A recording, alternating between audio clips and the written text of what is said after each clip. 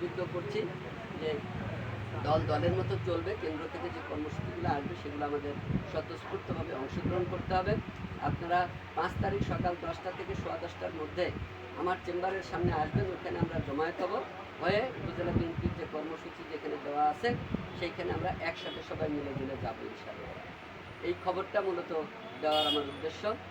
আর আরেকটা বিষয়, সেটা হচ্ছে সামনে জাতীয় নির্বাচন আসতেছে, সেই নির্বাচনে দলের পক্ষ থেকে আমি নির্বাচনে অংশগ্রহণ করতে চাই। সে ব্যাপারে আপনাদের দোয়া, সহযোগিতা, সমর্থন অতীতের মতো যেন আমার প্রতি থাকে, এই মেসেজটাও আমি দিয়ে যেতে চাচ্ছি। মান্দাবাসীর সব জায়গায় যেখানে যাচ্ছি সব জায়গায় সেই মেসেজ পৌঁছানোর চেষ্টা করছি যে ইনশাল্লাহ খবর ভালো। এদিকে রিপোর্ট এ পর্যন্ত মান্দার মানুষের কাছে, সর্বস্তরের মানুষের সাথে আপনারা যদি কথা বলেন তাহলে নিজেরাও বুঝতে পারবেন যে এখানে যদি আমাকে ক্যান্ডিডেট না দেওয়া হয় দল থেকে, বা শক্তিশালী কোনো প্রার্থী এখানে দেওয়া না হয়, তাহলে এখানে দলের কী অবস্থা হতে পারে, অন্য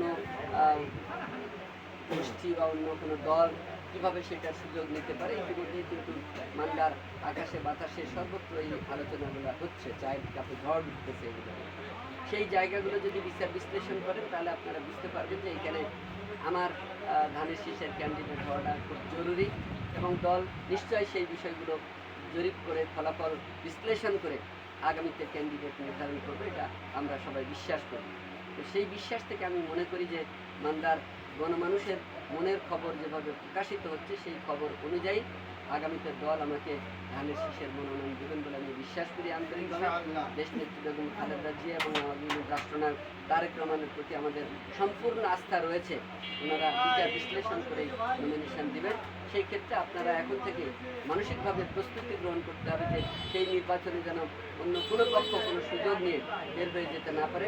আমরা যেন এখানে ধানের শীষের প্রার্থী হিসেবে পাশ করতে পারি, আমরা যেন বিজয় লাভ করে এই সরকার গঠনে আমাদের দলীয় নেতা নেতৃত্বকে সহযোগিতা করতে পারি। সেই লক্ষ্য দিয়ে কিন্তু সবাইকে আমাদের একসাথে থাকতে হবে, ঐক্যবদ্ধ থাকতে হবে।